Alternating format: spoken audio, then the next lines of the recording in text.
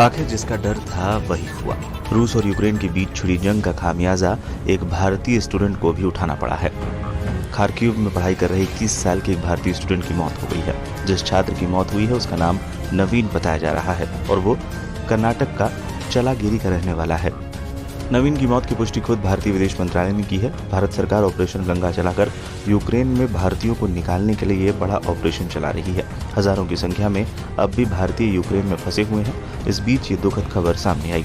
भारतीय छात्र की मौत के बाद रूस और यूक्रेन के राजदूत को तलब किया है। भारतीय विदेश मंत्रालय के प्रवक्ता अरिंदम बागची ने कहा, गहरे दुख के साथ हम पुष्टि करते हैं कि आज सुबह खार्किव में गोलीबारी में एक भारतीय छात्र की जान चली गई।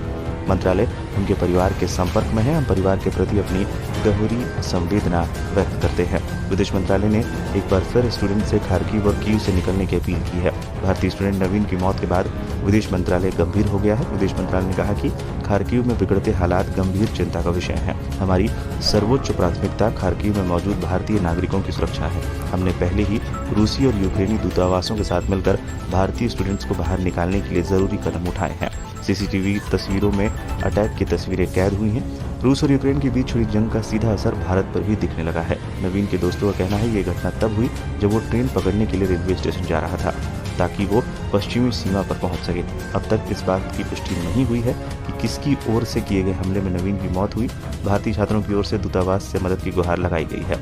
आपको बता दें यूक्रेन की राजधानी कीव को रूस की सेना ने घेर लिया है। 64 किलोमीटर लंबा रूसी सेना का काफिला राजधानी के बाहर डटा हुआ है। कहा जा रहा है कि किसी भी वक्त रूस की ओर से कीव पर अब तक का सबसे बड़ा हमला किया जा सकता है। ऐसे में कीव को छोड़ना ही लोगों के लिए बेहतर माना जा रहा है। उधर ऑपरेशन गंगा चलाकर यूक्रेन में फंसे भारतीयों को एयरलिफ्ट करने का मिशन लगातार जारी है। पीएम नरेंद्र मोदी की ओर से आज वायुसेना को भी ऑपरेशन गंगा में शामिल होने का आदेश दिया गया है। इंडियन एयरफोर्स के C-17 ग्लोब मास्टर विमान यूक्रेन में फंसे